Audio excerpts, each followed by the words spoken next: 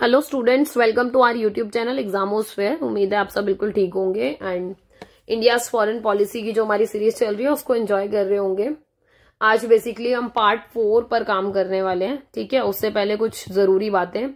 जो भी चैनल पर न्यू स्टूडेंट्स आए हैं वो प्लीज सब्सक्राइब कर लें चैनल को। इसके अलावा सबसे पहला काम कि आप टेलीग्राम चैनल को ज्वाइन कर लीजिए। ये एग्जामोस्फेयर बीए ग्रेजुएशन के नाम से है। सो आपको यहाँ सारी अपडेट मिल जाएंगी, जो भी पीडीएफ होगी या फिर जो भी लिंक होंगे, राइट। सो आप यहाँ से उनको देख सकते हैं। इसके अलावा जो students public administration in India पढ़ रहे हैं तो उनको आपको डिस्क्रिप्शन में मिल जाएगी प्लेलिस्ट। ऐसे ही constitutional value and fundamental duties की भी प्लेलिस्ट डिस्क्रिप्शन में है। ये वैक का सब्जेक्ट है, सो आप लोग देख लें। इसके अलावा इंडिया फॉरेन पॉलिसी आज हम जैसे पार्ट 4 कर रहे हैं, सो ये सेकंड यूनिट का पार्ट 4 है। सो जिन्होंने इससे पहले वाले पार्ट नहीं देखे हैं प्लीज जाके उनको देखें, क्योंकि सिलेबस वाइज चल रहे हैं तो चीजें आपकी बिल्कुल एक सीरीज में चलती जाएंगी। बाकी आप साथ साथ नोट मेकिंग भी कर लेना। इसके अलावा लाइक शेयर एंड सब्सक्राइब कर देना, शेयर कर देना अपने सारे फ्रेंड्स को या फिर हर उस स्टूडेंट को जिसको सच में बहुत ज्यादा नीड है, क्योंकि कोशिश यही की जाती है कि जितना इजी करके आप लोग को समझाया जा सके। सब्सक्राइब का टारगेट आपको पता है 5000 है, पहुंचा देना आराम से। ठीक है, इसके अलावा इंडिया फॉरेन पॉलिसी का सेकंड यूनिट जैसा मैंने आपको बताया, आज हम इंडिया एंड यूरोपियन यूनियन शुरू करने वाले हैं। ठीक है, शॉर्ट में इसको ईयू बोल देते हैं जैसा आपके सिलेबस में भी लिखा है, बट इसकी फुल फॉर्म है यूरोपियन यूनियन। ओके, सो इस चीज का थोड़ा सा ध्यान रखेंगे। अगर बैकग्राउंड क्रिएट करने की बात करूं तो देखो ये बात सही है कि हम अपने जितने भी रिलेशंस पढ़ रहे हैं ना वो इंडिया के कॉन्टेक्स्ट में पढ़ रहे हैं। मतलब आप ये देखोगे कि इंडिया के रिलेशन है ना, जैसे हमने यूएसए के साथ पढ़े, यूएसएसआर के साथ पढ़ा, राइट, चाइना के साथ पढ़ा, अब हम पढ़ रहे हैं यूरोपियन यूनियन के साथ। तो इस चीज का थोड़ा सा ध्यान रखोगे कि पहले हम इंडिया का स्टेटस देख लें, उसके बाद फिर हम धीरे धीरे देखेंगे किस तरीके से हम रिलेशन बिल्ड कर रहे हैं। ओके, सबसे बड़ी बात कि इंडिया देखो पहले क्या कर रहा था, बहुत रैपिडली ग्रो नहीं कर पा रहा था, बहुत ग्रेजुअली, मतलब बहुत धीरे धीरे हम ग्रो कर रहे थे हर चीज में। बट एक टाइम ऐसा आया कि अगर हम आज के टाइम की बात करें ना तो हम बहुत रैपिडली ग्रो कर रहे हैं। रैपिडली मतलब बहुत गति के साथ। ठीक है, और इंडिया का अगर आप स्टेटस देखोगे ना तो इंटरमीडिएट पावर स्टेटस है अराइजिंग पावर में, मतलब एक उभरती हुई शक्ति भी है और मध्यवर्ती शक्ति का दर्जा है। मतलब इंटरनेशनल लेवल पर ऐसा नहीं हो सकता कि अगर इंडिया कहीं पार्टिसिपेट ना करे तो किसी को फर्क ही नहीं पड़ेगा। मतलब बहुत सारी ऐसी कंट्री हैं जिनको फर्क पड़ेगा, वो सोच में पड़ जाएंगी कि यार इंडिया क्यों नहीं आया, या फिर इस समिट में इंडिया ने क्यों पार्टिसिपेट नहीं किया। क्यों? क्योंकि इंडिया की खुद की वैल्यू है आज के टाइम पे, राइट। तो ये चीजें बड़ी इंपॉर्टेंट है। इसके अलावा आप ये देखोगे जैसे हमारा जो सब्जेक्ट का नाम है इंडिया फॉरेन पॉलिसी, तो आप ये देखोगे किस तरीके से मल्टीपोलर वर्ल्ड में, पहले आपका वर्ल्ड क्या था, बायपोलर था, राइट। इसके अलावा फिर हुआ यूनिपोलर मतलब सिंगल, अब है मल्टीपोलर वर्ल्ड, मतलब अब वर्ल्ड में, विश्व में बहुध्रुव्यता है। मतलब बहुत सारी अलग अलग कंट्री ऐसी हैं जो अराइज कर रही हैं as a powerful nation, right. इसके अलावा आप एक चीज और देखोगे कि देखो कहीं भी आप देखोगे अगर अपॉर्चुनिटी मिल रही है तो चैलेंजेस भी होते हैं, है ना। कि मतलब पूरा ये वही वाला फॉर्मूला आ गया जो मैं हमेशा कहती हूँ कि कुछ भी एब्सोल्यूट नहीं होता। सो सेम है कि यहाँ पर सारी अपॉर्चुनिटी नहीं मिलेंगी, सारे चैलेंजेस नहीं मिलेंगे, दोनों चीजें एक साथ एग्जिस्ट कर रही होंगी। अपॉर्चुनिटीज कह लो या ओपनिंग्स कह लो, एक ही बात है, राइट। सो अवसर के साथ साथ क्या है, चुनौतियां भी प्रस्तुत करती है।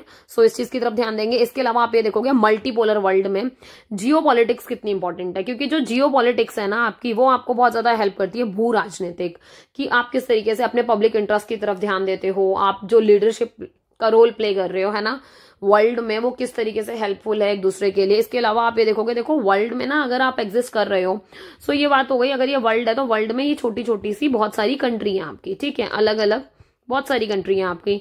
सो ये जरूरी है कि आप अगर जब तक आप अपने पड़ोसियों के साथ रिलेशन नहीं बनाओगे ना, आप बहुत ज्यादा टाइम तक एग्जिस्ट नहीं कर पाओगे, राइट। सो ऐसा नहीं हो सकता है कि इन दोनों ने आपस में बस रिलेशन बनाया काम चल गया, नहीं, सब एक दूसरे से किसी ना किसी तरीके से डायरेक्टली और इनडायरेक्टली जुड़े हुए होंगे, राइट।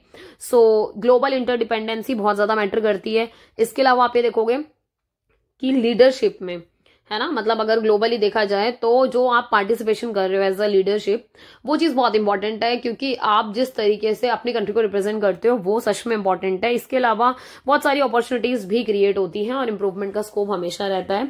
इसके अलावा आप एक चीज देखोगे कि वर्ल्ड में, जैसे हमने बताया मल्टीपोलर वर्ल्ड की बात हो रही है, ठीक है। सो वर्ल्ड कैसा हो गया, मल्टी सेंटर हो गया, यहाँ पर बहुत सारी पावर राइज कर रही है। तो दैट मीन्स की जो गवर्नेंस होगी या फिर जो शासन करने की लेयर्स होंगी वो आपकी, ऐसा तो है नहीं कि एक ही हाथ में होंगी। सो मल्टीपल लेयर्स है, मतलब दुनिया में बहुत सारी ऐसी परतें हैं जो मिलकर शासन कर रही है। जैसे सबसे बड़ा एग्जांपल रीजनल पावर, क्षेत्रीय शक्तियां, ठीक है। इसके अलावा इंस्टीट्यूशन मैटर्स, इंस्टीट्यूशन मैटर्स समझ रहे हो ना, जो भी संस्थान से रिलेटेड है, मतलब इवन आपके जो इंटरनेशनल ऑर्गेनाइजेशन वगैरह हो गए, ये भी बड़ा मेजर रोल प्ले करते हैं, राइट। इसके अलावा आप देखोगे कि वर्ल्ड जैसे पहले वही बाइपोलर और यूनिपोलर था, बट आज के टाइम पे मल्टीपोलर है, इसलिए रीजनल पावर, इंस्टीट्यूशनल मैटर्स भी बहुत ज्यादा मैटर करते हैं आपके, राइट। इसके अलावा अगर हम देखें कि जिस तरीके से वर्ल्ड राइज कर रहा है ना, सो चैलेंजेस और अपॉर्चुनिटी दोनों क्रिएट हो रही हैं, बट इसके साथ साथ आप एक चीज और देखोगे कि इंडिया अपना स्ट्रैटेजिक जो विजन है ना, वो टर्न कर रहा है, रिव्यू कर रहा है। मतलब टाइम टाइम पे आप क्या करते हो, उन चैलेंजेस को रिव्यू करते हो कि हाँ अगर ये चैलेंज आ रहा है तो हमें इसको किस तरीके से फेस करना है, किस तरीके से ओवरकम करना है अपने चैलेंजेस को, ठीक है। इसके अलावा आप स्ट्रैटेजिक विजन प्रिपेयर करते हो कि किस तरीके से भारत बहुपक्षवाद की जो रणनीति है ना, जिसको बोल देते हैं इंडियन मल्टीलैटरलिज्म, अगर आप इसकी तरफ ध्यान रहकर काम करोगे तो आपको समझ में आएगा कि आपको वर्ल्ड में खाली एक सिंगल पावर के साथ या एक कंट्री के साथ रिलेशन स्टैब्लिश नहीं करने हैं, आपको वर्ल्ड में मैक्सिमम कंट्रीज के साथ अच्छे गुड रिलेशन बना के रखने हैं। सो इंडिया नया मेंबर बना SCO का, है ना, संघाई कोऑपरेशन ऑर्गेनाइजेशन का, जो कि ओरिजिनली सेटअप है China, Russia and central Asian countries के साथ, बट इंडिया उसका पार्ट बना क्योंकि आपको रियलाइज होता है कि हाँ यार ये इंपॉर्टेंट संस्थाएं हैं या इंपॉर्टेंट इंस्टीट्यूशन है, इंडिया को उसका पार्ट होना चाहिए। इसके अलावा आप ये देखोगे it join Chinese promoted Shanghai headquartered Asian structure investment bank, है ना, इसको भी ज्वाइन किया गया जो इन्वेस्टमेंट बैंक है। इसके अलावा आप देखोगे NDB न्यू डेवलपमेंट बैंक बोल देते हैं, ठीक है, इसको प्रमोट करते हैं ब्रिक्स ग्रुप वाले। सो ये छोटी छोटी सी ऐसी आपकी चीजें हैं जिसके आप पार्ट बनते हो या फिर जिसमें आप पार्टिसिपेट करते हो, तो आप अपनी पावर को राइज कर रहे हो, राइट, अपने लिए अपॉर्चुनिटीज क्रिएट कर रहे हो, नई नई ओपनिंग आती है, नए नए उद्घाटन होते हैं, बात सही है, पर ये भी बात सही है कि बहुत सारे ट्रांजिशनल भी होते हैं, जैसे बायलैटरल एग्रीमेंट होंगे। आप ये देखोगे कि अंतरराष्ट्रीय लेवल पर क्या होंगे, द्विपक्षीय समझौते होंगे। जब द्विपक्षीय समझौते होते हैं तो कहा जाता है कि इंडिया और यूरोपियन यूनियन का भी एक तरीके से क्या था, बायलैटरल एग्रीमेंट था हमारा, ठीक है। सो भारत ने क्या किया, यूरोपियन संघ के साथ बहुत सारे द्विपक्षीय समझौते किए, अलग अलग, कभी ट्रेड का किया, कभी आपका कल्चर का किया, है ना, कभी उन्होंने वीजा पॉलिसी पे किया, मतलब ऐसे बहुत अलग अलग चीजों पे किया। ऐसे ही SCO की बात हो रही है तो ये खुद भी प्रोवाइड करता है इंडिया को ऐसे ओकेजन जहां पर ये क्या कर सके, मिलकर काम कर सके। Central Asian democratic and Russia to advance its strategic interest in the region. कहने का मतलब ये है कि भारत इन एरियाज में क्या करेगा, धीरे धीरे अपना काम बढ़ा रहा है और अपने काम के अवसर प्रदान कर रहा है, और ये लोग भी तो हमें अपॉर्चुनिटी दे रहे हैं ना वहां काम करने की या फिर अपनी भागीदारी सुनिश्चित करने की। इसके अलावा आप ये देखोगे as an arising global power India plays an important part. ये बात सही है कि हम एक ग्लोबल पावर की तरह राइज कर रहे हैं, ठीक है, और इसीलिए इंडिया क्या है, मल्टीपोलर वर्ल्ड में ना बहुत ज्यादा इंपॉर्टेंट रोल प्ले करता है। और कैसे प्ले कर रहा है आप ये देखो, जैसे SCO, यूरोपियन यूनियन, ब्रिक्स, है ना, जैसे यहाँ पर ये मतलब ऐसी ऑर्गेनाइजेशन है ना कि यहाँ पर भी भारत की मौजूदगी या इंडिया की जो प्रेजेंस है ना वो बड़ी मैटर करती है, ठीक है। अगर मान लो एकदम से इंडिया कहते हैं कि जैसे ब्रेग्जिट हुआ था ना, ब्रिटेन ने एग्जिट किया यूरोपियन यूनियन में, तो कितना रायता फैला, मतलब ऐसा तो है नहीं ये बात दबी रह गई हो या फिर चुपके हो गई हो कि हाँ भाई कोई फर्क ही नहीं पड़ता, ब्रिटेन ने एग्जिट किया, भाई बहुत बड़ी कंट्री थी जिसने एग्जिट मारा, ठीक है। मान लो इंडिया अपने रिलेशन तोड़े 1% के लिए, मान के चलते हैं, तो क्या ये फैलेगी? नहीं, बात फैलेगी ना, मतलब हर कोई सोचेगा यार एकदम से क्या हो गया, अभी तो बड़े अच्छे रिलेशन चल रहे थे इनके आपस में, एकदम से कैसे इनमें लड़ाई हो गई, समझ रहे हो, या फिर कैसे एकदम से एग्जिट मार लिया। तो बड़ी इंपॉर्टेंट रोल है मतलब इंडिया की यहाँ पे, ठीक है। इसके अलावा आप देखोगे मल्टीपोलैरिटी क्या है, जैसे हम बहुत देर से देख रहे हैं कि मल्टीपोलर देखो, वैसे आपको वर्ड से भी समझ में आ ही रहा होगा, ठीक है, क्योंकि हमने जैसे 12th में आप लोगों ने पढ़ा है, बाइपोलर की बात हो रही है तो जब आपका पूरा का पूरा वर्ल्ड डिवाइड था 2 ब्लॉक्स में, USA एंड USSR, ठीक है। फिर यूनिपोलर कब हुआ, जब ओनली USA बच के USSR का डिसइंटीग्रेशन हो गया। मल्टीपोलर की बात है जहां पर स्प्रेड हो रही है पावर, मतलब जो पावर है पहले ओनली USA के पास थी, अब धीरे धीरे पावर वो स्प्रेड हो रही है, मतलब और भी कंट्री पावरफुल बनती जा रही है, और ऐसी एक नहीं दो नहीं मल्टीपल कंट्री है, मतलब बहुत सारे ऐसी कंट्री है जिनके पास क्या है अब पावर है। तो अब क्या है कि पूरा का पूरा जो वर्ल्ड है, पहले क्या ओनली 1 या 2 कंट्री डोमिनेट कर रही है उसको, मतलब अपना प्रभुत्व दिखा रही है, ठीक है, पर आज वर्ल्ड में ना 1 है ना 2 है, कई कंट्री ऐसी हैं, समझ रहे हो। तो ये है बहुद्रव्यता की बहुत सिंपल सी डेफिनेशन मल्टीपोलैरिटी की। इसके अलावा आप ये देखोगे जैसे वही कोल्ड वॉर की बात करें, सो 2 मेजर ब्लॉक थे जो जस्ट अभी मैंने आपको बताया, ठीक है। वर्ल्ड बाइपोलर था USA USSR के बीच में, पर मल्टीपोलर की बात करें अगर, है ना, तो यहाँ पर ग्रेट पावर है, बहुत सारी यहाँ पर अलायंसेज हैं। इसके अलावा आप ये देखोगे नए या फिर इंडिजीनियस पावर हो गया, ग्लोबल एसोसिएशन हो गए, बहुत social movements, terrorist network, profitable interdependence in multipolar world is multifaceted and complex. ये बात सही है कि मल्टीपोलरिटी की बात हो रही है, मल्टी सेंटर की बात हो रही है, पर ऐसा नहीं है ओनली कंट्री ही एग्जिस्ट कर रही हैं भाई। सोशल मूवमेंट्स भी बहुत ज्यादा स्ट्रांगली वर्क कर रहे हैं, टेररिस्ट नेटवर्क उतने ही ज्यादा क्या हो रहे हैं, स्ट्रांग होते जा रहे हैं, रिजिड होते जा रहे हैं टाइम के हिसाब से, समझ रहे हो। तो ये वही वाली बात हो गई ना, चैलेंजेस वाली बात की यार, ये तो चैलेंज क्रिएट करेंगे ना फिर, बट ये भी रिजिड होते जा रहे हैं टाइम के हिसाब से। इसके अलावा आप ये देखोगे कि हमारे यहाँ पर क्या है कि जैसे आप ये देखोगे कि मल्टीपल लेयर जो हमने पढ़ी कि जिस तरीके से मल्टीपल लेयर काम कर रही है, सो ये जरूरी है कि एक कंट्री का दूसरी कंट्री के साथ रिलेशन अच्छा बना रहे। जो कंट्री है आपकी वो आपस में रिलेशन बनाने की कोशिश कर रही है to develop its profitable position. देखो सीधी सी बात है यार, आप उन्हीं के साथ ही अपने अच्छे रिलेशन बनाते हो जिनके साथ आपको कुछ बेनिफिट हो, ठीक है। बहुत कम ऐसी कंट्री होंगी जिनके साथ आपके कुछ बेनिफिट नहीं होंगे तो भी आप रिलेशन रख रहे हो, ठीक है। बट मैक्सिमम आप कोशिश करते हो कि अपने प्रॉफिटेबल पोजीशन के हिसाब से आप अपने रिलेशन बिल्ड करो। इसके अलावा जैसे इंडिया स्टेप आउट कर रहा है या फिर धीरे धीरे आप देखोगे कि हम अपनी जो रीच है ना वो बढ़ा रहे हैं मल्टीपोलर वर्ल्ड में, ठीक है।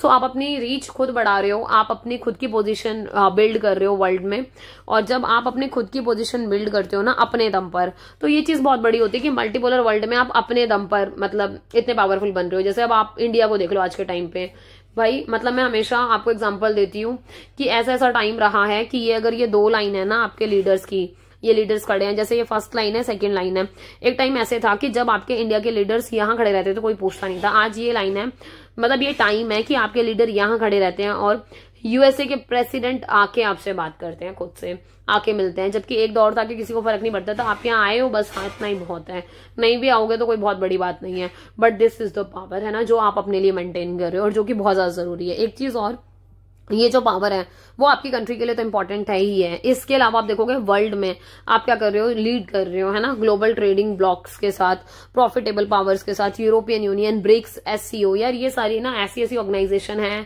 कि जो बहुत मेजर रोल प्ले करती हैं, जो आपकी इंपॉर्टेंट कंट्री हैं सारी, वो सब इनका ही तो पार्ट है ना, और सब मिलकर वर्ल्ड में अपने लिए अपॉर्चुनिटीज क्रिएट कर रहे हैं धीरे धीरे। इसके अलावा अगर यूरोपियन यूनियन की बात करें, है ना, तो यूरोपियन यूनियन का भी थोड़ा सा बैकग्राउंड समझो, वो आपने इंडिया के कॉन्टेक्स्ट में समझा, अब यूरोपियन यूनियन का देखो तो मतलब बहुत शुरू की बात करें तो जो यूरोपियन यूनियन है वो शुरू हुआ European coal and steel community से, ठीक है, मतलब कोयला और इस्पात समुदाय के रूप में शुरुआत हुई। इनोवेशन था कब का, 1950 का। देखा जाए तो सिर्फ 6 मेंबर थे उन दिनों, उस टाइम पे, Belgium, France, Germany, Italy, Luxembourg और नीदरलैंड। अब इसके अलावा आप देखोगे कि धीरे धीरे क्या हुआ, इन्होंने अपना थोड़ा सा क्या करना शुरू किया, थोड़ा सा डेवलप करना शुरू किया। सो अब क्या हुआ, यूरोपियन इकोनॉमिक कम्युनिटी 1957 में बनी, ठीक है। किसके अंडर बनी, अंडर ट्रीटी ऑफ रोम। इसके अलावा आप देखोगे कि अब क्या हुआ, यूरोपियन कम्युनिटी एग्जिस्ट करने लग गई, पहले एग्जिस्ट नहीं कर रही थी, राइट। टाइम के हिसाब से आप देखो कि पहले ये एक छोटा सा समुदाय कम्युनिटी के रूप में 6 ही लोग इसके मतलब सदस्य हैं या फिर मेंबर्स हैं। फिर रोम की संधि हुई 1957 में और उसके तहत फिर इन्होंने क्या किया, अपना यूरोपीय आर्थिक समुदाय जिसको बोला है यूरोपियन इकोनॉमिक कम्युनिटी को बिल्ड किया। ऐसे ही आप देखोगे ओरिजिनली एक्सपेंड हुआ 1973 में, कब, जब डेनमार्क, आयरलैंड और यूनाइटेड किंगडम इसका पार्ट बने। ओके अब आप इसमें एक इंपॉर्टेंट चीज ये बताओगे, जैसे मैंने आपको पहले ही बता दिया था बातों में कि यूनाइटेड किंगडम है ना, ब्रिटेन भी बोलते हैं ना इसको, कि ब्रिटेन ने ब्रेग्जिट किया। सो आप मुझे वो बताओगे कि ब्रिटेन ने एग्जिट कब किया, ठीक है। सो जो ब्रेग्जिट हुआ ना वो आप मुझे बताओगे कि ये ब्रेग्जिट कब हुआ। ओके कमेंट्स में आप लोग बताओगे अपने नाम के साथ। इसके अलावा ये डायरेक्टली टैग था European parliament to office in 1979। ये कह लो कि सीधे सीधे यूरोपीय संसद, क्योंकि देखो अभी तक पार्लियामेंट पड़ा नहीं था, पार्लियामेंट भी आ गया, तो 1979 में ये मतलब जो ऑफिस है वो संभाल लिया। इसके अलावा 1986 में देखोगे सिंगल यूरोपियन एक्ट को सॉलिफाइड किया गया, किस लिए कि हमारी जो फॉरेन पॉलिसी है, जो कॉपरेशन है, पावर ऑफ कम्युनिटी है, आप इसको किस तरीके से मेंटेन करोगे, क्योंकि आपस में सहयोग या कॉपरेशन की बहुत ज्यादा जरूरत होती है ना ऐसे में। और आप धीरे धीरे देखोगे कि किस तरीके से ये एक दूसरे के लिए मतलब homogenized the idea of a single European request, मतलब दे जस्ट वांट कि पूरे यूरोपियन यूनियन की जो भी कंट्रीज का पार्ट है वो सब सिंगल एंटिटीज को फॉलो करें। इसके अलावा यूरोपियन यूनियन के बारे में कुछ खास बातें जो मोस्ट इंपॉर्टेंट है। देखो यूरोपियन यूनियन में इनिशियली अगर देखा जाए 28 मेंबर स्टेट थे, ठीक है, बट आफ्टर ब्रेक्सिट अभी कितने हैं आज के टाइम पर? 27 जो मेंबर्स हैं, ठीक है। और जो इनका आप देखोगे ना कि ये कहाँ कहाँ लोकेटेड है, तो प्राइमरली इन यूरोप की ही ज्यादातर कंट्री हैं जो इसका पार्ट है। इसके अलावा आप देखोगे कि इनके जो इंस्टीट्यूशन है ना, कुछ कुछ संस्थान है, जैसे यूरोपियन कमीशन है, council of the European union है, मतलब आयोग है इनका खुद का, यूरोपीय संघ की परिषद है। इसके अलावा कोर्ट ऑफ जस्टिस है, मतलब यूरोपीय संघ के न्याय के लिए न्यायालय है इनके पास, ठीक है। इसके अलावा सेंट्रल बैंक है इनका खुद का, ओके। इसके अलावा मतलब केंद्रीय बैंक बोल दो, अधिनिर्णायक न्यायालय मतलब कोर्ट ऑफ एडजुडिकेटर। इसके अलावा द यूरोपियन कांग्रेस। तो मतलब ये इसके संस्थान हैं जो मिलकर काम करते हैं। अब देखो यार, यूरोपियन यूनियन में 27 कंट्री एग्जिस्ट कर रही है। अगर ये 27 कंट्री एग्जिस्ट कर रही है तो आप समझ रहे हो ना बात कि इन कंट्रीज को चलाना इतना इजी नहीं होगा, है ना, सब सेम चीजें फॉलो करने वाली है। सो ये सारी जो संस्थान है या इंस्टीट्यूशन है, इनकी बहुत ज्यादा नीड है। इसके अलावा आप ये देखोगे जो यूरोपियन कांग्रेस है ना, वो ये कहते हैं कि उसको मतलब ऑलमोस्ट ना, मतलब जो सिटीजन्स हैं उनके थ्रू 5 बार, मतलब हर बार मतलब 5 टाइम्स क्या किया जाता है, टैग किया जाता है। मास्ट्रिक्ट ट्रीटी बोल देते हैं, कन्वेंशन बोल देते हैं, बड़ा इंपॉर्टेंट है ना, जो कि हुआ था 1993 में। और जो यूरोपियन सिटीजन्स है ना, वो इसको बहुत ज्यादा फॉलो करते हैं, क्योंकि ये था ही बेसिकली उन्हीं के लिए जिन्होंने यूरोपियन यूनियन की मेंबरशिप ले रखी है, जो इसका पार्ट है, ओके। सो मास्ट्रिक्ट कन्वेंशन को फॉलो किया गया।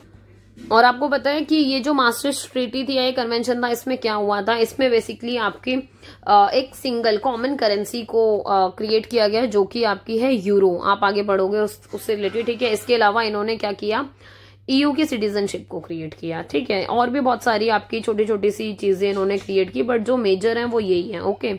नेक्स्ट आपका कि ये जो कन्वेंशन है वो लिस्बॉन में हुआ और जो कि फोर्स में आया 2009 में। और ये सबसे ज्यादा इंपॉर्टेंट है कि यूरोपीय संघ के लिए, मतलब वो कहते हैं ना, अपने इंडिजीनियस बेस पर अमेंड करना चाहते थे, मतलब जरूरत के हिसाब से, जो भी जरूरत है उसके हिसाब से आप अमेंडमेंट करते हो या फिर संशोधन करते हो। लक्ष्य क्या क्या है इसके, ये सबसे इंपॉर्टेंट बात है, इनको थोड़ा सा ना लिख लेना शॉर्ट नोट में, क्योंकि ये सच में इंपॉर्टेंट है, ओके। सो ये इंपॉर्टेंट है, तो आप इनको मेंशन करते चलें साथ साथ। सबसे बड़ा काम भाई, 27 कंट्री एक साथ एग्जिस्ट कर रही है, पहले चलो 28 थी, तो इतनी सारी कंट्री एक साथ एग्जिस्ट कर रही है, तो सबसे बड़ा काम है कि हमें क्या करना है, पीस को प्रमोट करना है, value and wellbeing of all citizen of EU. देखो यहाँ पर बात हो रही है ईयू, मतलब अब वो अलग अलग कंट्री को एड्रेस नहीं कर रहे, वो कह रहे हैं भाई हम सब एक साथ हैं। ये वो वाली बात हो गई जैसे हम फैमिली में रहते हैं, अगर कोई ज्वाइंट फैमिली की बात है, राइट। सो ज्वाइंट फैमिली में क्या होता है कि ऐसा कभी नहीं होगा ना, आप बात करोगे ओनली अपनी, मेरी मम्मी मेरे पापा, मतलब वो अगर हम कोई ऐसा केस है या फिर कोई ऐसी सिचुएशन है जब अपनी बात होती है तो बात अलग है। अदरवाइज जब आपको कहीं खुद को रिप्रेजेंट करना पड़ता है तो हम ये कहते हैं यार हमारा परिवार, हमारे परिवार में इतने लोग, हमारे परिवार में ये इस पोस्ट पे, हमारे परिवार में ये बच्चा, मतलब जो भी हम अपनी फैमिली को ही एड्रेस करते हैं। तो सेम हेयर कि यूरोपियन यूनियन में कंट्री को एड्रेस ना करके आप क्या कर रहे हो, अपने यूरोपियन यूनियन को, जिसका आप पार्ट हो, आपने नाम दे दिया अपनी इतनी बड़ी फैमिली का कि भैया हम सारे यूरोपियन यूनियन के नाम से जाने जाएंगे। सो सबकी शांति का ध्यान रखना है, सबको वैल्यू देनी है, सबका वेलबींग का ध्यान रखना है हमें आपस में मिलकर। इसके अलावा फ्रीडम किसी की हार्म ना हो, सिक्योरिटी जस्टिस सबको इक्वली मिले विदाउट इंटरनल बॉर्डर्स। कहने का मतलब ये है आंतरिक सीमाओं के बिना, मतलब कि आपने, मतलब देखो एक सीधी सी बात, जैसे ये एक बॉक्स बना लो, ये यूरोपियन यूनियन का, ठीक है।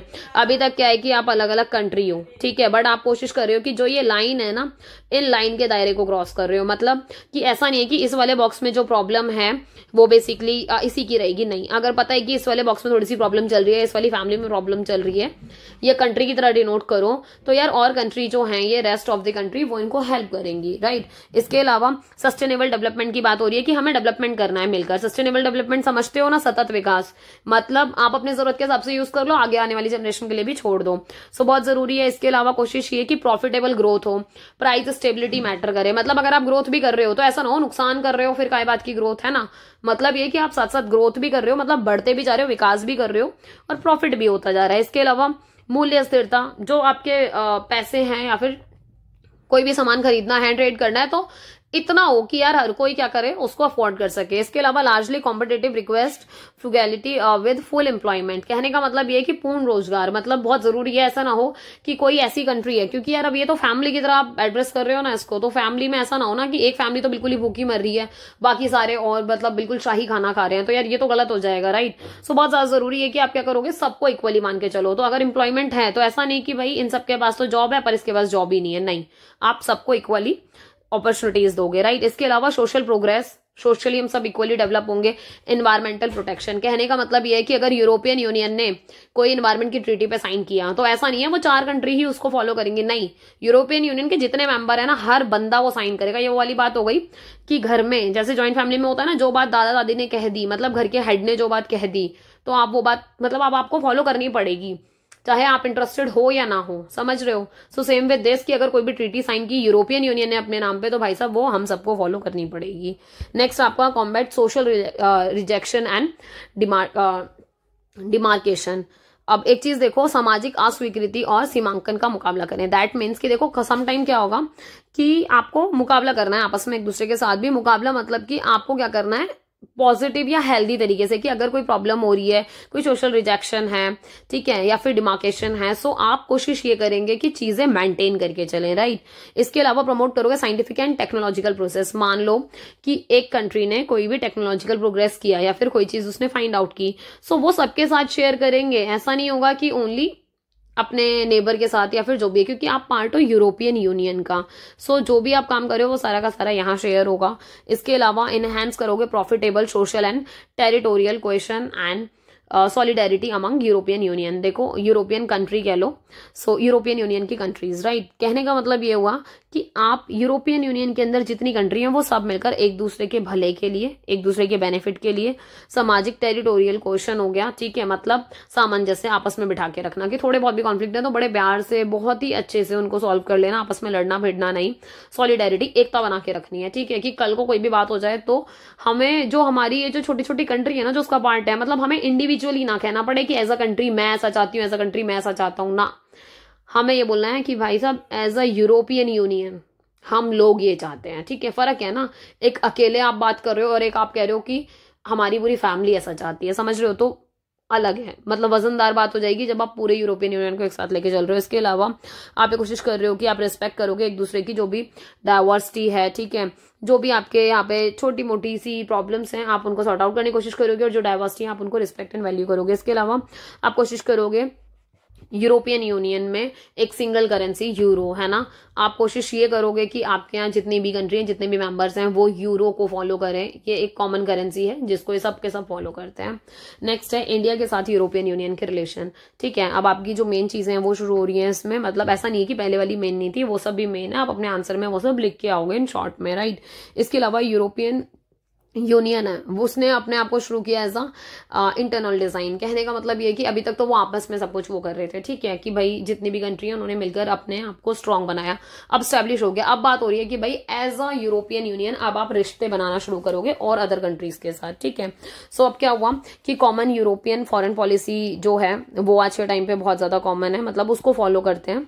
इसके अलावा आप ये देखोगे 10 से 5 बार, मतलब ऐसा कहते हैं ना 10 से मतलब 5, आप उसकी बात कर लो, एक तरीके से डेकेड्स की बात भी कर सकते हैं हम, क्योंकि ये बहुत पुराने टाइम से चल रहा है, right. So European Union was arising as a power. So आप ये देखोगे यूरोपियन यूनियन ना अराइज कर रहा था धीरे धीरे धीरे करके, जैसे इन दिनों वो सबसे ज्यादा पीक पे है, बहुत इंपॉर्टेंट है। यहाँ पर एक सिंगल रिक्वेस्ट है, वो क्या है कि हम कॉमन करेंसी फॉलो करते हैं और दे जस्ट वांट कि किसी भी तरीके से हम क्या करें, धीरे धीरे अपना क्या करें, एक्सपेंशन करें, जो कि बहुत ज्यादा जरूरी है। हर कोई चाहता है ना अपना एक्सपेंशन करना, एज अ कंट्री कह लो या फिर एज अ इंटरनेशनल ऑर्गेनाइजेशन कह लो या एज अ यूनियन कह लो, ठीक है। अगर यूरोपियन यूनियन की नॉर्मल सी चीज देखी जाए तो मल्टीनेशनल एसोसिएशन की अगर बात करो, मतलब कि यूरोपियन विदेश नीति का मतलब एक आम सा विचार है क्या कि ये मिलकर एक साथ काम करेंगे बहुराष्ट्रीय संघ के साथ, मतलब कि ये कहते हैं कि हम बहुराष्ट्रीय संघ हैं, ठीक है, जहां पर क्या होगा दुनिया के अलग अलग कंट्री आकर आपके साथ रिलेशन बिल्ड करेगी, ठीक है। और ऐसे में क्या होगा कि आपका जो दृष्टिकोण है या फिर आपका जो नजरिया है वो कैसा होगा वर्ल्ड को देखने का, इज दैट ऑफ मल्टीलेटरलिज्म, मतलब दृष्टिकोण बहुपक्षवाद की बात हो रही है। मतलब कि ये यूरोपियन यूनियन है, इसने अलग अलग कंट्रीज के साथ अपने रिलेशन बिल्ड करने शुरू किए, चाहे कोई कंट्री हो चाहे कोई ऑर्गेनाइजेशन हो। यूरोपियन यूनियन और इंडिया की जो रिलेशन है, अगर आप मतलब ऐसे शुरुआत देखो ना, सो ये 1960s के डेकेड्स की बात हो रही है, राइट। और India was one of the primary country to set up politics relation with European economic community in 1962। अब एक चीज देखो, 60s में रिलेशन शुरू हुए, इंडिया पहली कंट्री मानी गई जिसने क्या किया, यूरोपियन इकोनॉमिक कम्युनिटी के साथ, मतलब यूरोपीय आर्थिक समुदाय के साथ अपने रिलेशन ये आपने संबंध स्थापित किए, ठीक है। अब एक चीज और, चलो रिलेशन स्टैब्लिश कर दिए पर उन पर धीरे धीरे काम चल रहा था, ठीक है। फिर एक रिपोर्ट आई आपकी, ठीक है, 1993 में, उसके ऊपर साइन किए गए। साइन में यही वाली बात बताई गई कि किस तरीके से हम दोनों मिलकर, मतलब उन्होंने कोलैबोरेशन अकॉर्ड साइन किया इंडिया एंड यूरोपियन यूनियन ने 1994 में, सो दैट कि हम मिलकर क्या करेंगे, कोलैबोरेट करेंगे एक दूसरे के साथ। इसके अलावा from the pillar of trade and commercial cooperation. अब आप एक चीज देखो, व्यापार और वाणिज्यिक सहयोग के स्तंभ, क्योंकि देखो आप किसी भी कंट्री के साथ रिलेशन बनाते हो ना, सबसे पहले जो आप रिलेशन बनाते हो उसका जो बेस होता है ना, वो ट्रेड ही होता है, कमर्शियल पर्पस ही होता है, राइट। इसके अलावा आप फिर धीरे धीरे देखोगे जब आप कमर्शियल पर्पस से ट्रेड कर रहे हो या फिर आपस में ऐसे रिलेशन बिल्ड कर रहे हो तो यार पॉलिटिकल डायलॉग तो स्टैब्लिश होते ही होते हैं, सीधी सी बात है, ठीक है। सो पीरियोडिकली आपकी मीटिंग्स होनी शुरू हो जाती हैं फिर, क्योंकि आप रेगुलर मिलना शुरू करते हो, रेगुलर मीटिंग्स करना शुरू करते हो, तभी तो आप एक दूसरे के साथ ट्रेड कर पाओगे ना अच्छे से। इसके अलावा आप देखोगे from the Indian point of vision, भारतीय दृष्टिकोण से अगर देखोगे तो collaboration with EU can support peace. मतलब वो कह रहे हैं कि अगर इंडिया अपनी नजर से देखे तो भाई उसने जो यूरोपियन यूनियन के साथ रिलेशन स्टैब्लिश किए तो किस किस चीज का समर्थन मिल सकता है, पीस मेंटेन करने के लिए, क्रिएट जॉब, भाई रोजगार अच्छा खासा आप क्रिएट कर सकते हो, जॉब है ना, गॉड गेनफुल ग्रोथ, आप क्या कर सकते हो कि जितने भी लाभकारी विकास जो आपको चाहिए अपने यहाँ पर डेवलपमेंट करने के लिए वो आप कर सकते हो, और ड्राइव कर सकते हो सस्टेनेबल डेवलपमेंट। मतलब विकास तो करना है पर सतत तरीके से विकास करना है कि आगे के लिए भी कुछ बच जाए, ठीक है। इसके अलावा यूरोपियन यूनियन और इंडिया की बात अगर हम करें, so feel to be natural mates, ऐसा लगता है कि नेचुरल मेट्स हैं क्योंकि दोनों एक दूसरे के साथ काफी कॉपरेट करने को तैयार रहते हैं, ठीक है। ये वो वाली बात हो गई जैसे कोई दो दोस्त होते हैं ना, और मतलब इनका बॉन्ड या इनकी चीजें इतनी स्ट्रांग होती हैं कि आप अगर मतलब पहली बार उनको देख रहे हो तो आपको लगेगा यार आप बचपन से जानते हो क्या एक दूसरे को, या फिर ऐसे क्या बहन भाई हो क्या, या फिर ऐसे बोल देते हैं ना तुम दो बहनें हो, जबकि होते तुम दोस्त हो, ठीक है। और जबकि 10-12 साल पुरानी दोस्त नहीं, तुम चाहे 2 साल पुराने ही दोस्त हो। सो देखने में ऐसा लगता है। तो वही वाली बात हो गई कि इंडिया और यूरोपियन यूनियन का जो कॉपरेशन है वैसे लगता है कि भाई आप नेचुरल मेट्स हो, ऐसे जैसे इनिशियली ही एक साथ थे। तो ये वाली बात है वो इसलिए क्योंकि ये क्या करते हैं, कोशिश करते हैं एडवांटेज लें एक दूसरे का, और दूसरी बात क्या करें कि एक दूसरे के लिए क्या करें कि जितना ज्यादा आप ओपनिंग कर सको, अपॉर्चुनिटीज क्रिएट कर सको, वो करना है, ना कि चैलेंजेस, राइट। इसके अलावा आप एक चीज और देखोगे इसमें, communication aims to strengthen the European Union India strategic operation by fastening on sustainable modernisation. देखो सबसे बड़ी बात कि जब आप बात करते हो ना कम्युनिकेशन एम्स की, क्योंकि देखो हम जब रिलेशन बिल्ड कर रहे हैं तो भाई एक दूसरे के साथ हमारे लिए क्या होंगे, कम्युनिकेशन भी होगी। जब कम्युनिकेशन होगी तो आप कोशिश ये करोगे ना कि जितना ज्यादा हो सके आप वर्ल्ड लेवल को भी ध्यान में रख रहे हो, जो अपने खुद के मुद्दे हैं, है ना, इंडिजीनियस इश्यूज हैं, आप उनको भी ध्यान रख रहे हो। कहने का मतलब आप सेल्फिश नहीं बन रहे कि भाई जो इंडिजीनियस है इशू बस हम उन पे ही ध्यान रखेंगे, नहीं। आप ये देख रहे हो अगर वर्ल्ड में एनवायरमेंट की मतलब कॉमन प्रॉब्लम है, सो आप ट्राई करोगे कि यार ये प्रॉब्लम हमारे यहाँ भी है पर पूरा वर्ल्ड भी फेस कर रहा है, दैट मीन्स की कॉमन प्रॉब्लम हो गई, तो ठीक है हम इस पर मिलकर काम करते हैं, समझ रहे हो। सो कॉमन रिस्पॉन्स देने की बात होती है कि आम प्रतिक्रियाएं दी जाएं और कॉमन सोल्यूशन निकाला जाए, ठीक है। इसके अलावा आप एक चीज और, जैसे हमने देखा नेचुरल मेट की बात हो रही है, तो यार जब नेचुरल मेट की बात हो रही है, जब सबको ऐसा लगता है कि भाई नेचुरल मेट की तरह ये काम करते हैं एक दूसरे के साथ, तो भाई बहुत जरूरी है कि हम मिलकर क्या करें, एक दूसरे के सस्टेनेबल डेवलपमेंट में भी वर्क करें। सो यूरोपियन यूनियन बहुत सपोर्ट करता है इंडिया को इसके लिए। इसके अलावा आप ये देखो कि मेन बिलीफ क्या है या फिर obsession to India, the European Union will concentrate करता है ये basically apply connectivity, okay. So आपको पता है ये क्या कोशिश करते हैं इंडिया और यूरोपियन यूनियन मिलकर, कि ये मेन बिलीफ पर काम करते हैं कि हाँ कैसे भी करके हम एक दूसरे के साथ कनेक्टिविटी मेंटेन करेंगे आपस में, ठीक है, और ट्रांसनेशनल मॉरल्स को फॉलो करने वाले हैं। क्योंकि देखो एक चीज है कि अगर आप फॉलो कर रहे हो, मतलब आप अगर मोरालिटी को फॉलो कर रहे हो इंटरनेशनल लेवल पर तो सामने वाली कंट्री भी आपके साथ करेगी डेफिनेट, ठीक है। रूल ऑफ लॉ को फॉलो कर रहे हैं, रूल ऑफ लॉ अगर फॉलो होगा तो तभी काम ना इजी रहता है, थोड़ी सी चिकचिकबाजी नहीं रहती कि हाँ चलो एक पर्टिकुलर रूल एंड रेगुलेशन है जो हमें फॉलो करना है, सो वो गुड रिलेशन को मेंटेन करने में हेल्प करेगा। इसके अलावा आप रिस्पेक्ट करते हो एक दूसरे की ट्रांसनेशनल कमिटमेंट्स को भी, कि अगर आपने कोई कमिटमेंट दी है, चाहे कोई प्रोटोकॉल हो या कोई एग्रीमेंट हो, कोई कन्वेंशन हो, अगर आपने कोई साइन किया है, ठीक है, एक दूसरे के साथ, तो आप उन दोनों को ही मतलब आपको भी फॉलो करना पड़ेगा और उसको भी फॉलो करना पड़ेगा। और ये सारी की सारी चीजें ऐसी हैं कि आप ये म्यूचुअली करते हो, राइट। मतलब ऐसा नहीं कि मैंने एग्री कर लिया और सामने वाली कंट्री ने नहीं किया तो फिर नहीं हो पाएगा, नहीं भाई, दोनों ही साइड से दोनों ही कंट्री को मिलकर काम करना है, तभी तो ये हेल्प करेगा सस्टेन करने में कि आपकी कनेक्टिविटी सस्टेन रहे आगे तक। नेक्स्ट है आपका इंडिया एंड ईयू। अगर आप इसकी बात करोगे ना, सो ये पुट करते हैं particular emphasis on social, profitable and financial, climate and environmental sustainability. मैंने आपको बताया ही कि यहाँ ओनली ना रिलेशन ओनली ट्रेड का नहीं है, भाई बहुत सारी चीजों का रिलेशन है, अगर आप देखोगे तो ये वो वाली बात हो गई ना, जैसे हम अपने रिश्तेदारों से रिलेशन रखते हैं तो क्या खाली इतना ही थोड़ी है कि हाँ भाई हालचाल पूछ लिया काम खत्म, या फिर ओनली शादी शादी में ही बुलाएंगे, नहीं ना। चाहे घर पे कोई छोटी सी पूजा होती है तो भी हम बुलाते हैं, या फिर हम उनके एरिया से निकल के जा रहे होते हैं तो भी हम एक छोटी सी विजिट मार लेते हैं कई बार, है ना। सो कहने का मतलब ये है कि आप सुख में दुख में हर तरीके से आप एक साथ रहते हो, जिस तरीके से सेम हेयर कि आप एज अ कंट्री भी एक दूसरे के साथ सस्टेन करोगे हर एक एस्पेक्ट्स में, तभी कहते हैं ना पूरा 360 डिग्री एस्पेक्ट आप कवर करने की कोशिश करते हो। सो ये सोशल हो गया, चाहे प्रॉफिटेबल, फाइनेंशियल, क्लाइमेट, एनवायरमेंट, ये जितना भी अभी हमने देखा, आप इन सबके साथ मिलकर काम करते हो। सबसे बड़ी बात क्या है कि आप ये कोशिश करते हो गुड गवर्नेंस के साथ काम करो, समझ रहे हो। ट्रांसलूसेंसी मेंटेन रखो, मतलब पारदर्शिता, है ना। ऐसा ना हो कि यूरोपियन यूनियन आप पे डाउट कर रहा है, आप उस पे डाउट कर रहे हो, यार वो डाउट वाले रिश्ते फिर गड़बड़ कर देते हैं, ठीक है। सो आपको ट्रस्ट करना पड़ता है एक दूसरे के ऊपर, ये बहुत ज्यादा जरूरी होता है।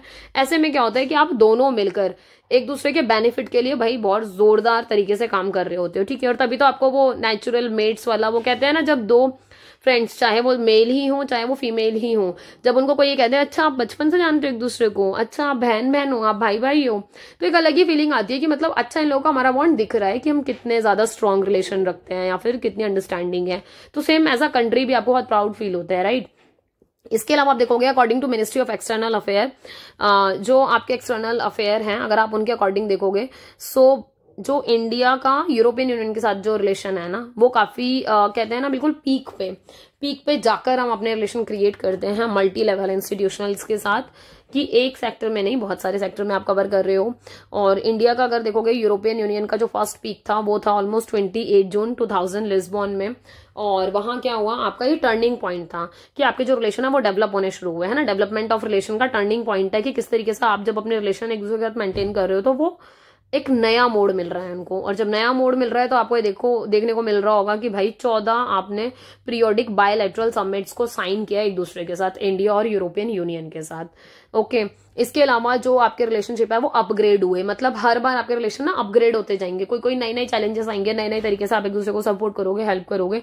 सो स्ट्रेटेजिक पार्टनरशिप में भी हमने एक दूसरे का सपोर्ट किया। 5th इंडिया और ईयू की जो समिट हुई थी वो हेग में हुई थी, द हेग, है ना, जो कि कहाँ है, नीदरलैंड में है, ठीक है। सो 2024 में हुई।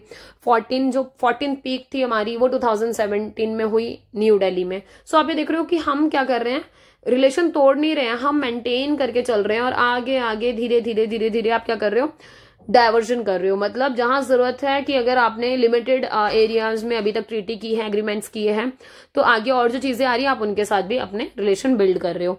नेक्स्ट है आपके, जैसे आपके फॉरेन मिनिस्टर हैं जयशंकर, राइट, इन्होंने कनेक्टिविटी के लिए बहुत अच्छा काम किया है, क्योंकि इनको ना एक क्रूशियल पिलर माना जाता है, क्योंकि जो आपके फॉरेन मिनिस्टर होते हैं ना वो बहुत मेजर रोल प्ले करते हैं, है ना, country to country relation build करने में। सो इन्होंने बहुत क्रूशियल पिलर की बात करी कि अगर हम कनेक्टिविटी मेंटेन करते हैं तो कनेक्टिविटी मेंटेन करना बहुत, कहते हैं ना कि एक दूसरे के लिए बहुत ही महत्वपूर्ण स्तंभ है, इंडिया के लिए भी और यूरोपियन यूनियन के लिए भी। फिजिकल कनेक्टिविटी भी जरूरी है, क्योंकि आप ओनली कह के बातों के रिलेशन नहीं रख सकते। ऐसा कभी नहीं होता ना, आप और आपके रिश्तेदार पूरे हमेशा 10-20 साल से ओनली फोन पे ही बात किए जा रहे हो, कभी एक दूसरे के घर नहीं जाओगे, या कभी कोई पूजा है, कुछ भी है, सुख दुख का टाइम है, तो एक दूसरे के घर क्या हम विजिट नहीं मारेंगे, ऐसा तो नहीं हो सकता। फिजिकली हमें विजिट मारनी पड़ेगी एक दूसरे के घर, राइट। तो फिजिकल कनेक्टिविटी भी बहुत ज्यादा जरूरी है। तो शुड भी ग्लोबल होनी चाहिए वो, कि हाँ हम एक दूसरे से टाइम पे मिलते रहें। इसके अलावा ट्रांसपेरेंट हो, डाउट की कोई गुंजाइश ना रहे, जिससे कि रिलेशन बिल्कुल पानी की तरह साफ रहे, ठीक है। कमर्शियल फीजिबल हो, मतलब कि ट्रेड अगर आप कर रहे हो तो दोनों एक दूसरे के साथ बढ़िया, मतलब ट्रीटीज को, अगर मैं भी फ्री ट्रेड पॉलिसी अपना रही हूँ तो आप भी अपना लो, ठीक है। अगर मैं टैरिफ बहुत लो रख रही हूँ तो आप भी रख लो, मतलब ऐसे मिलके। इको फ्रेंडली हो, कम्युनिटी रिस्पॉन्सिव हो, should not burden countries with that. कहने का मतलब ये कि हम एक दूसरे को हेल्प कर रहे हैं, पर कभी ऐसी परिस्थिति में ना पहुंचे कि अगर आप हेल्प भी कर रहे हो तो कर्जा चढ़ा दो, क्योंकि एक बार आपने कर्जा चढ़ा दिया अगली कंट्री पे तो फिर वो बर्डन वाली बात आ जाती है, राइट। तो ऐसा हो कि अगर आपने कभी हेल्प भी की किसी और चीज में तो आप किसी और चीज में उनको हेल्प कर दो, ये वो वाला हिसाब हुआ। इसके अलावा डिजिटल कनेक्टिविटी भी बहुत ज्यादा इंपॉर्टेंट है, क्योंकि जैसे जैसे टाइम बढ़ रहा है ना तो डिजिटलाइजेशन बढ़ रहा है, राइट। सो इंडिया और यूरोपियन यूनियन का कॉपरेशन बढ़ रहा है, और जैसे इनका कॉपरेशन बढ़ता है तो स्ट्रॉन्ग कॉन्फ्लुएंस बढ़ रहा है, जैसे डेटा सिक्योरिटी हो गई, साइबर सिक्योरिटी, ये सारी की सारी जो चीजें हैं ना यार, ये बहुत इंपॉर्टेंट है, आपको स्ट्रांगली एक दूसरे के साथ बने रहने में बहुत मदद करेंगी। नेक्स्ट है इंडिया और यूरोपियन यूनियन की जो स्ट्रेटेजिक पार्टनरशिप है वो एक दूसरे के साथ सपोर्ट कर रहे हैं कनेक्टिविटी में, क्योंकि कनेक्टिविटी बनी रहेगी ना तो आप एक दूसरे के साथ क्या करोगे, सारी की सारी चीजें मॉनिटरिंग करोगे आराम से, बिना किसी टेंशन के, क्योंकि आप जो पॉलिसी फॉलो कर रहे हो गुड गवर्नेंस के साथ साथ ट्रांसपेरेंसी की फॉलो कर रहे हो, राइट। सो आप टाइम टाइम से क्या करोगे, मॉनिटर करोगे अपनी मीटिंग्स को कि यार हाँ हमने इसी मुद्दे पे 2 साल पहले मीटिंग की थी तो उसका ये आउटकम आया था बट सोल्यूशन नहीं निकला। दैट मीन्स कि अब वापस मीटिंग करेंगे तो इन चीजों का ध्यान रखेंगे या फिर ये नई नई चीजें देखेंगे बैठकर, समझ रहे हो, तो अपॉर्चुनिटीज भी क्रिएट करोगे। इसके अलावा कनेक्टिविटी जो पार्टनरशिप है doesn't intend to produce a binding right or obligation for either party under transnational और डोमेस्टिक लॉ। देखो कहने का मतलब ये है कि आप कनेक्टिविटी की तो बात कर रहे हो पर इसका मतलब ये नहीं है कि आप एक दूसरे के लिए बाध्यकारी हो, मतलब मजबूरी में कोई चीज फॉलो नहीं करनी है आपको खुशी खुशी, ये वो वाली चीज हो गई ना। जैसे हम अगर कोई रिलेशन रख रहे हैं, अब अगर मजबूरी के नाम पे आप किसी रिलेशन में तो वो ज्यादा दिन तक टिकता नहीं है, सही बात है ना ये। तो क्या होता है कि एक टाइम बाद चीजें बिगड़ जाती हैं। जैसे हम दोस्तों में ये होता है कि अगर हमारे आपस में थोड़े से मन हट गए या तो आप शांत रह के चीजें मेंटेन कर लो, या फिर क्या होता है कि अगर जबरदस्ती ही चल रही है सारी चीजों में तो फिर बहुत ज्यादा सस्टेन नहीं करता। तो सेम विद कंट्रीज कि अच्छा चल रहा है तब तो बहुत ही बढ़िया है, या तो आप दोनों इतने मैच्योर हो कि आप दोनों कंट्री संभाल लो चीजों को, ठीक है। सो ये चीज इंपॉर्टेंट है। इसके अलावा यार कोई जबरदस्ती नहीं है कि आप फॉलो करोगे, तो कोई बाध्यकारी नहीं होता, कोई जबरदस्ती वाला हिसाब नहीं है। इसके अलावा एक चीज और है कि 2025 का रोड मैप प्रिपेयर किया जा रहा है कि इंडिया और यूरोपियन यूनियन मिलकर क्या करें, एक अच्छी खासी जो अपॉर्चुनिटीज आ रही हैं फ्यूचर के लिए, राइट, सो उन पर वर्क कर सके। इसके अलावा इंडिया बहुत प्ले करता है important role in multipolar world, क्योंकि मैंने बताया ना अभी मल्टीपोलर वर्ल्ड में इंडिया की बहुत ही ज्यादा इंपॉर्टेंट भूमिका है, इंपॉर्टेंट रोल प्ले कर रहा है, ठीक है। और ये ग्राउंड लेवल पर भी अपने आप को मेंटेन करके रखा है कि आप चाहे ग्राउंड लेवल पर देखो चाहे इंटरनेशनल लेवल पर देखो कि इंडिया की जो पूछ है ना आज के टाइम पे वर्ल्ड में वो पहले नहीं थी, ठीक है। तो टाइम के हिसाब से हम अपनी वैल्यू को बढ़ाते जा रहे हैं क्योंकि हम खुद के ऊपर काम कर रहे हैं। सो ये इंपॉर्टेंट है यूरोपियन यूनियन के लिए भी और इंडिया के लिए भी कि वो इफेक्टिवली क्या करें, मल्टीलेटरलिज्म और ग्लोबल प्रॉफिटेबल गवर्नेंस के साथ काम करें कि हम एक दूसरे को तो सपोर्ट कर ही रहे हैं एक दूसरे के फायदे के लिए, पर अगर हम दोनों मिलकर भी वर्ल्ड को कोई मैसेज दे पाए या वर्ल्ड के लिए भी कुछ काम कर पाए तो क्या दिक्कत है, करते हैं मिलकर काम, वो वाला aspect they are following, okay. Next है आपका by enhancing political profitable security maritime defence corporation. अब देखो और दायरा बढ़ रहा है धीरे धीरे, पॉलिटिकल चल रहा था, कमर्शियल चल रहा था, इकोनॉमिक चल रहा था, प्रॉफिटेबल की बात हो रही थी, अब सिक्योरिटी की बात हो रही है, मैरीटाइम की बात हो रही है, डिफेंस कॉर्पोरेशन की बात हो रही है, मतलब आप अपना दायरा बढ़ाते जा रहे हो धीरे धीरे, है ना। सो यूरोपियन यूनियन क्या करता है, डायलॉग कर रहा है एनहांस बिटवीन वर्ल्ड के 2 लार्जेस्ट रिपब्लिक्स के साथ सो दैट की चीजें मेंटेन रहे, है ना। और ऐसे में क्या हो रहा है, इंडिया और यूरोपियन यूनियन एक नया सिस्टम क्रिएट कर रहे हैं ताकि वो एड्रेस कर सके वर्ल्ड की रियलिटी को, भाई जो भी प्रॉब्लम्स आ रही हैं या जो भी पॉपुलर वैल्यूज हैं, है ना, आप लोकप्रिय मूल्यों को सबके सामने लेके आ सको कि हाँ पूरे वर्ल्ड को इन चीजों पर काम करना चाहिए। इसके अलावा अगर आप देखोगे कि जो आपके मिनिस्टर है जयशंकर, है ना, और मिनिस्टर सिलेबा, इन दोनों ने भी एग्री किया इंडिया और यूरोपियन रिलेशंस के लिए कि हमें major structural and systematic changes की जरूरत है, मतलब संरचनात्मक और प्रणालीगत परिवर्तन की टाइम के हिसाब से जरूरत होती है। सो उसके लिए बहुत ज्यादा जरूरी है। इसके अलावा आप देखोगे जैसे आपकी मल्टीपोलैरिटी बढ़ रही है, मतलब बहुध्रुवता का उदय हो रहा है विश्व में, है ना। सो आप देखोगे ट्राइंगल क्रिएट हो रहा है किस किसके बीच में, इंडिया, यूरोपियन यूनियन, यूके, ठीक है। और ऐसे में क्या हो रहा है कि जो यूएस है वो क्या कर रहा है, could give a new system to address, मतलब ऐसे में वही वाली बात हो रही है कि इनके बीच में क्या है, एक त्रिकोण तरीके से, मतलब आपका अगर ये बन रहा है ना ट्रायंगल, तो आपको हेल्प मिल रही है कि आप नए नए एड्रेस को, नई नई प्रॉब्लम्स को क्या कर सको, वैल्यू कर सको और उनको सबके सामने ला सको ताकि सब मिलकर उस पर काम कर सकें, ठीक है। यूरोपियन यूनियन का क्या सिग्निफिकेंस है इंडिया के लिए, है ना, क्योंकि भारत के लिए बड़ी महत्वपूर्ण है ये चीजें।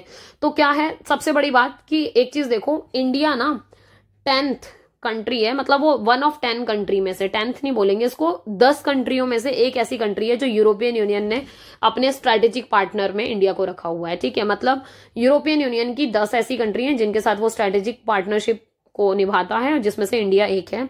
इंटरनेशनल कम्युनिटी में बहुत इंपॉर्टेंट बात है कि आप एक डेमोक्रेटिक कंट्री होकर उनके साथ सस्टेन कर रहे हो, ठीक है। तो ये बहुत ही कहते हैं ना रिस्पेक्ट वाला मूवमेंट, बहुत ही वैल्यूएबल मूवमेंट है। इसके अलावा मोस्ट इंपॉर्टेंट बात, अगर 2022 का डेटा देखा जाए तो 10th लार्जेस्ट ट्रेडिंग पार्टनर है, 10वां, ठीक है, ट्रेड करने के मामले में, और कितना 45 बिलियन यूरो, ठीक है, यूरो में। इसके अलावा आप देखोगे यूरोपियन यूनियन इंडिया का कहते हैं ना तीसरा, मतलब जो भारत का जो तीसरा सबसे बड़ा व्यापारिक भागीदार है, मतलब इंडिया का 3rd लार्जेस्ट ट्रेडिंग पार्टनर है वो यूरोपियन यूनियन है। और ये आपको कुछ डेटा दे रखा है कि किस तरीके से हम इनके साथ वो कर रहे हैं।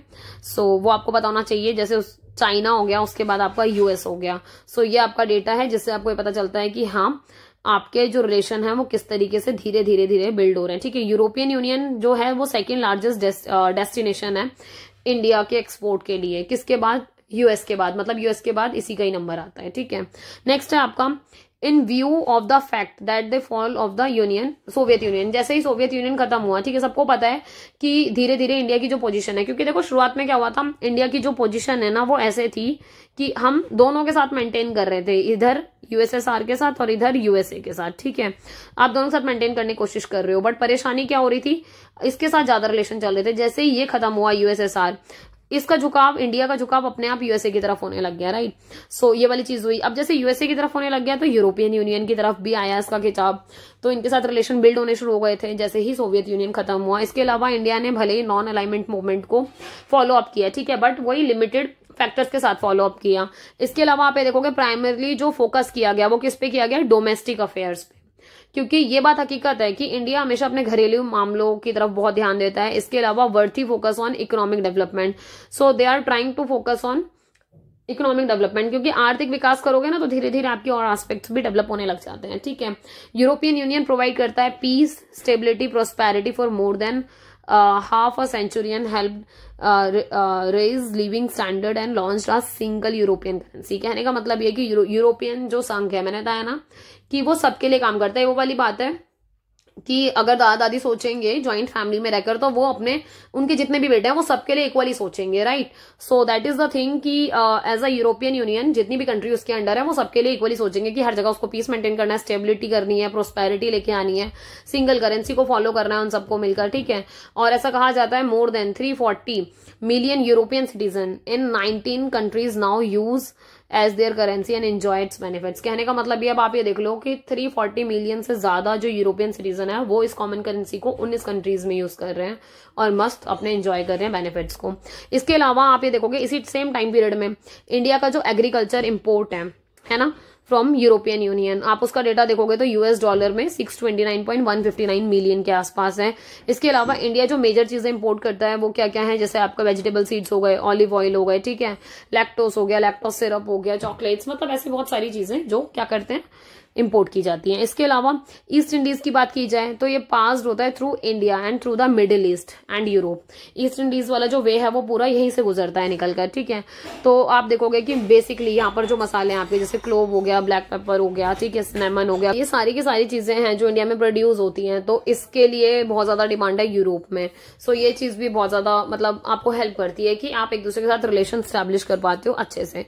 इसके अलावा और भी जो मेन रीजन है वो है कि क्यों यूरोपियन यूनियन है जो वो मतलब जो ट्रेडिंग कंपनीज हैं वो क्यों इंडिया को इतनी ज्यादा टेंशन देती हैं, मतलब कि आप ये देखोगे एक सबसे इंपॉर्टेंट बात कि मेजरली ना European union imports are important for exports. देखो अगर आप इंपोर्ट करोगे तभी आप एक्सपोर्ट कर पाओगे, ऐसा कभी नहीं होगा कि आपने ओनली इंपोर्ट कर लिया एक्सपोर्ट नहीं कर पा रहे, मतलब दोनों चीजें यार एक साथ चलती हैं, ये 2 वे प्रोसेस की तरह काम करता है, राइट।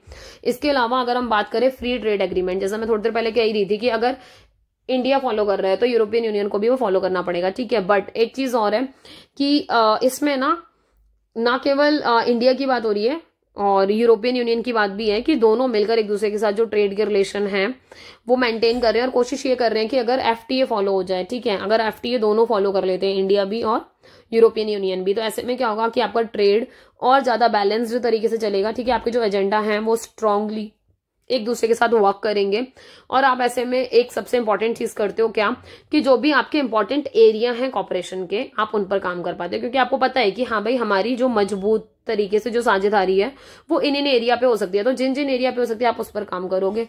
इसके अलावा आपका यूरोपियन यूनियन कोशिश करता है कि वो बायलैटरल जो डायलॉग्स हैं, जो भी कॉपरेशन है ना, जैसे एनर्जी हो गया, ह्यूमन राइट्स हो गया, क्लाइमेट चेंज हो गया, पीस, सिक्योरिटी, कम्बैटिंग पायरेसी हो गया, मतलब इन सब के ऊपर क्या है एक दूसरे के साथ मिलकर काम करना, कि अगर इन्होंने आपके साथ कोई डायलॉग स्टैब्लिश किया है या फिर कोई बायलैटरल ट्रीटी साइन की है सो ये मिलकर उस पर काम करते हैं।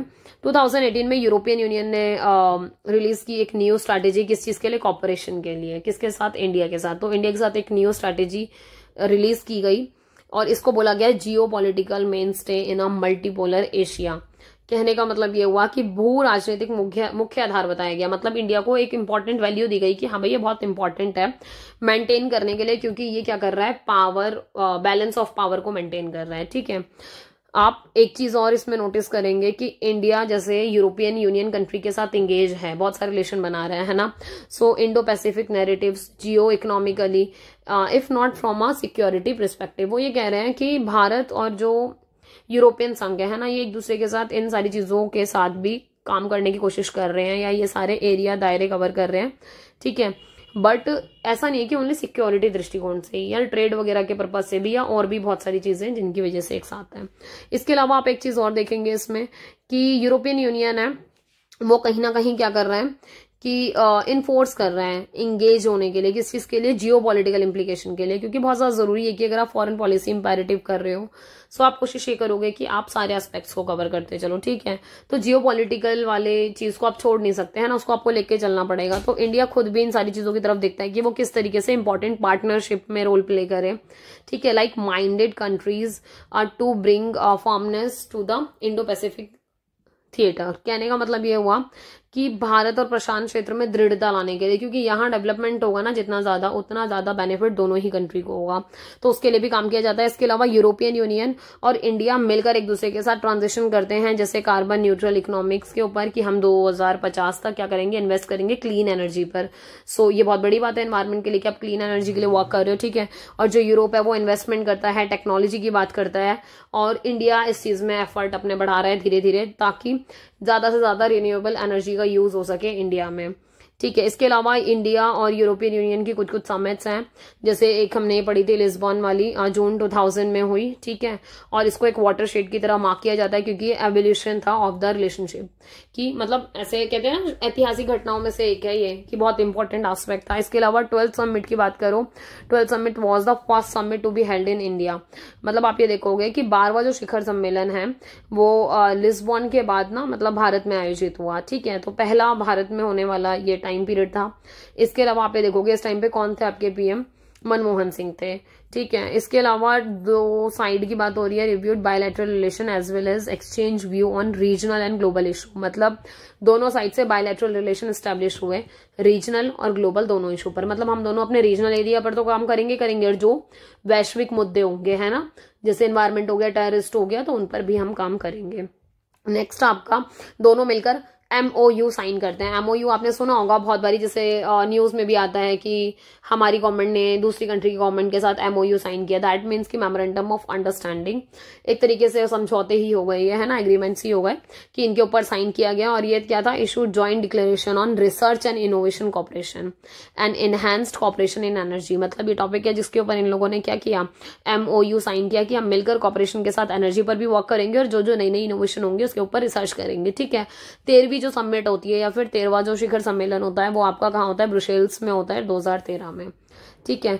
इसके अलावा this is even truer at a time when the COVID-19 pandemic has intensified global polarization। देखो ये हम सबको पता है कि COVID-19 के टाइम पर भी बहुत ज्यादा चीजें गड़बड़ हुई थी, क्योंकि दैट इज ट्रू कि इस टाइम पर क्या हुआ था, आपके रैपिडली चेंजेस हुए थे वर्ल्ड में, ठीक है। तो हमारे आपस के रिलेशंस भी काफी ऊपर नीचे गए, मतलब कुछ कंट्रीज के साथ आपके काफी पीक पे गए रिलेशन, कुछ के साथ काफी डाउनफॉल आया, ठीक है। सो हमारी जो इंपॉर्टेंस ऑफ सॉलिडारिटी और इफेक्टिव मल्टीलैटरल सॉल्यूशन है ना, वो काफी मतलब तेज गति से, बहुत तेज गति से चेंज हुए, और हमारे उनके साथ रिलेशन काफी सही रहे हैं, तो चीजें काफी बढ़िया चली हमारी, ठीक है। प्राइमरी अगर देखो तो आपका यूरोप और जो इंडिया है वो दोनों ही इंटरेस्टेड थे किस चीज के लिए, कि वो क्या करें, मेंटेन करें एक दूसरे के साथ रिलेशन मल्टीलैटरल ट्रेडिंग सिस्टम में, क्योंकि इनको पता है कि हमें आपस में ट्रेडिंग सिस्टम तो करनी है, ठीक है। So United Nation World Trade Organization के साथ भी मिलकर इन्होंने मेंटेन किया, ठीक है। They should not only take their trade negotiation to the next level. और ऐसा नहीं होता कि आप बिल्कुल इसको मतलब ओनली अपने अपने उसके लिए सोचो, आप सोचोगे हर बार अपने ट्रेड को नेक्स्ट लेवल पर ले जाने के लिए। मतलब आज आपका लेवल अगर यहाँ है तो आप नेक्स्ट टाइम ट्राई करोगे ना कि नेक्स्ट लेवल पर जाए, मतलब थोड़ा सा ऊपर जाए, फिर आप नेक्स्ट टाइम ट्राई करोगे और ऊपर जाए। सो इस तरीके से इन लोगों ने काम किया, ठीक है। इसके अलावा इंडिया ने ज्वाइन भी किए बहुत सारे मल्टीलेटरल फ्रेमवर्क को, जिसका एम था बेसिकली कि ये क्या करें, एक फेयर और प्रिडिक्टेबल ग्लोबल ट्रेड एनवायरनमेंट को क्रिएट कर पाए। मतलब विश्व में सबके लिए एक व्यापार का वातावरण क्रिएट हो पाए जिस पर सब मिलकर काम कर सकें। नेक्स्ट है आपका US existing the Paris climate accord, क्योंकि आपको पता है यूएस की बहुत ज्यादा इंपॉर्टेंट भूमिका है इसमें पेरिस क्लाइमेट में, जो कि एनवायरमेंट से रिलेटेड है।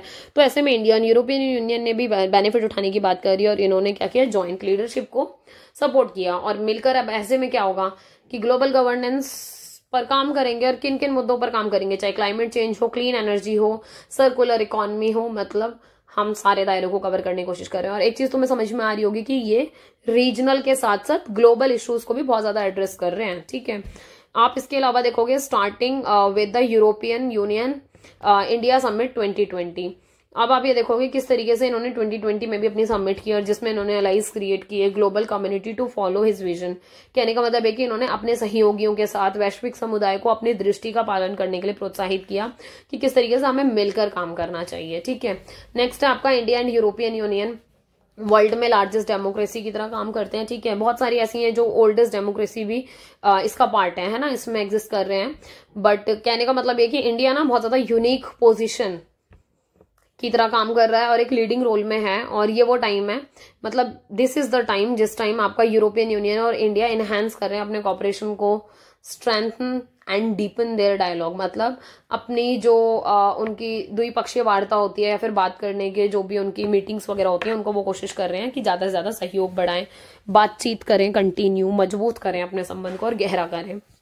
एक चीज और है यार, ये सारी की सारी चीजें ना रूल बेस्ड होती हैं, है ना।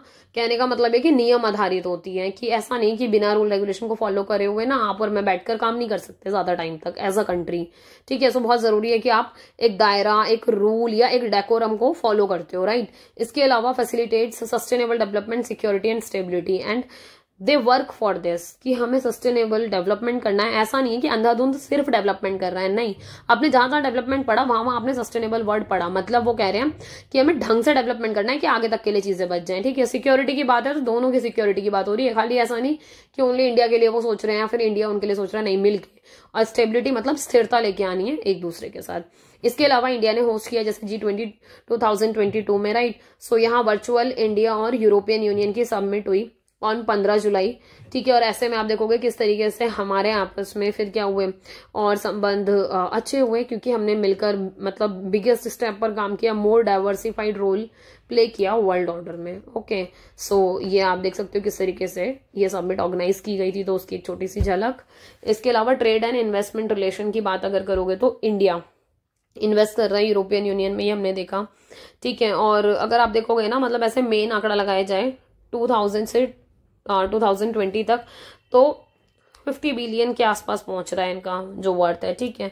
इसके अलावा आप ये देखो इंडिया और European union joint commission establish किया है, जिसको को चेयर करते हैं यूरोपियन यूनियन के डायरेक्टर, ठीक है। ट्रेड के लिए द सेक्रेटरी ऑफ कॉमर्स, ये मिलकर डिस्कस करते हैं economic and trade related matters को, क्योंकि देखो सीधी सी बात है कि अगर ट्रेड का मैटर है तो सीधी सी बात है कि वही पर्सन या फिर वही सेक्रेटरी वो करेगा ना जो कॉमर्स डिपार्टमेंट का होगा। ऐसा तो है नहीं डिफेंस वाले आकर ट्रेड की बात करेंगे।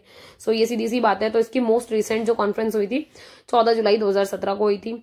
Trade in service between India और यूरोपियन यूनियन की आप देखोगे तो हमारा जो अभी हमने डेटा पढ़ाई था 45 बिलियन वाला, ठीक है, 2022 में। European union as a whole भी इस चीज को बहुत मानते हैं कि इंडिया एक लार्जेस्ट इन्वेस्टर है, मतलब इंडिया में लार्जेस्ट इन्वेस्टर है यूरोपियन यूनियन, ठीक है। इसके अलावा आपका पार्लियामेंट्री इंटरेक्शन की बात करोगे, सो ये वर्चुअल मीटिंग है जो आपकी ऑर्गेनाइज हुई, जिसमें आपके स्पीकर ऑफ लोकसभा वो इन्वॉल्व थे और वहां से कौन थे, प्रेसिडेंट ऑफ यूरोपियन पार्लियामेंट। ये 2021 में हुई 13 जनवरी में, ठीक है। इसमें मिलकर क्या हुआ कि यूरोपियन पार्लियामेंट के जो डेलीगेशन हैं उन्होंने मतलब क्या किया, एक मतलब गठन किया, ठीक है। उन्होंने किसका गठन किया, इंडिया के साथ 2007 में आपके डेलीगेशंस के साथ। इसके अलावा आपका क्या है, bilateral delegation comprising 30 member of European parliament. अब देखो इसमें मतलब कौन कौन थे शामिल, तो 13 मेंबर थे यूरोपियन पार्लियामेंट के जिन्होंने इंडिया विजिट किया 28 अक्टूबर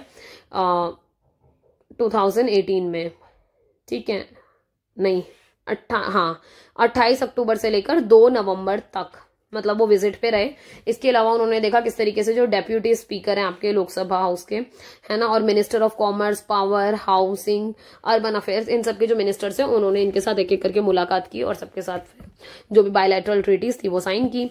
तो आप इस तरीके से देखोगे मतलब कि किस तरीके से ये इतना इंपॉर्टेंट रोल प्ले कर रहे हैं हमारे लिए और हम उनके लिए, क्योंकि आप मैटर कर रहे हो तभी तो वो आके आपके मिनिस्टर से मिल रहे हैं या फिर विजिट कर रहे हैं।